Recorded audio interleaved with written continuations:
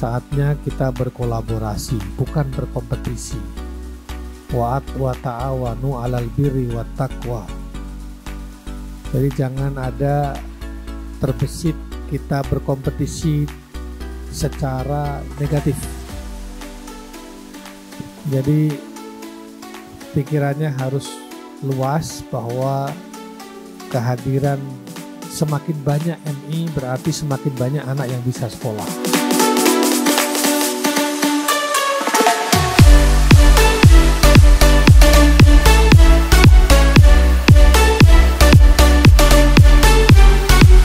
MI Al-Ashraf, salah satu unit pendidikan di bawah naungan Yayasan Tazaka, mengadakan workshop implementasi kurikulum Merdeka pada hari Sabtu 16 September di Aula MI Al-Ashraf. Acara ini digelar untuk memperluas wawasan, pemahaman, dan kecakapan bagi para pengajar di MI Al-Ashraf dalam implementasi dan pengajaran menggunakan kurikulum Merdeka.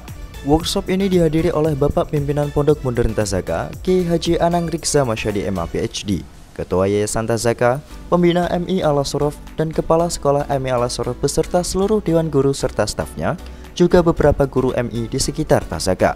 Dalam seminar tersebut, Kiai Haji Anang Rikza Masyadi MA PhD selaku pimpinan pondok memberikan sambutan sebagai pembuka acara. Dalam sambutannya, Kiai Anang menjelaskan bahwasanya semakin banyak MI, maka semakin banyak orang-orang yang bisa belajar. Oleh karena itu, tantangan kedepannya akan semakin berat. Dalam sambutannya, beliau juga menyampaikan bahwa tugas guru mendidik dan mengajar. Pendidikan dan pengajaran adalah dua hal berbeda, tapi satu kesatuan. Pendidikan menyampaikan nilai-nilai, sedangkan pengajaran memberikan materi pelajaran. Tugas guru mendidik dan mengajar. Menurut saya, pendidikan dan pengajaran itu dua hal yang berbeda, tetapi satu kesatuan. Pendidikan itu menyampaikan nilai-nilai, sementara mengajar adalah menyampaikan materi pelajaran. Tapi tidak bisa dipisahkan. Kalau mendidik itu metodenya adalah keteladanan, kalau mengajar itu metodenya adalah proses belajar mengajar. Ini karena bahasa Arabnya berbeda. At-tarbiyah wa ta'lim. Tarbiyah itu pendidikan, lebih luas dari ta'lim. Ta'lim itu pengajaran.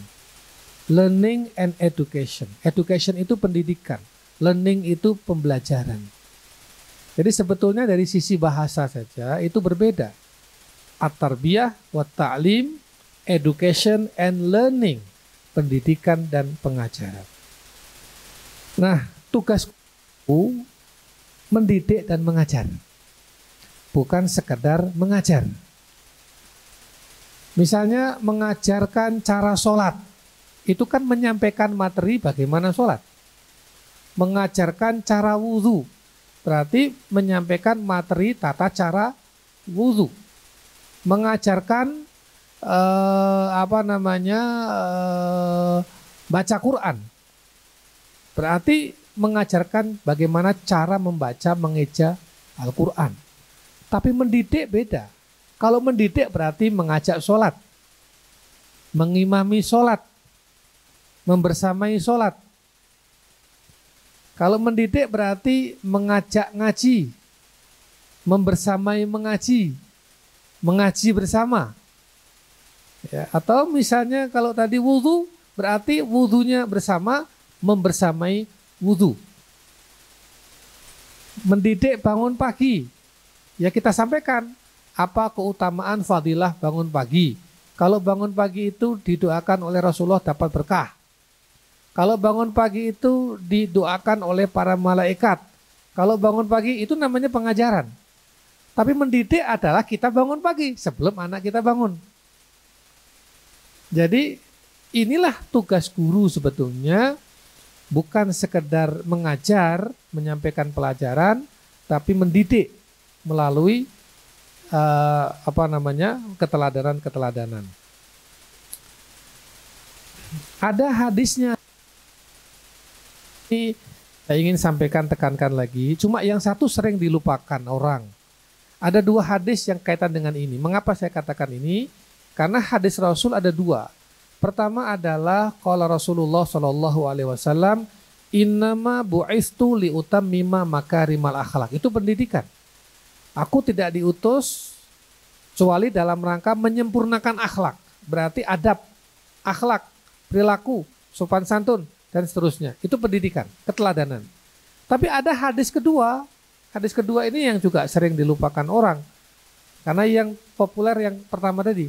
Yang kedua adalah qala Rasulullah SAW, innama bu'istu mu'alliman. Aku diutus sebagai seorang pengajar. Jadi nggak mungkin kita mendidik tapi nggak ngasih pengajaran.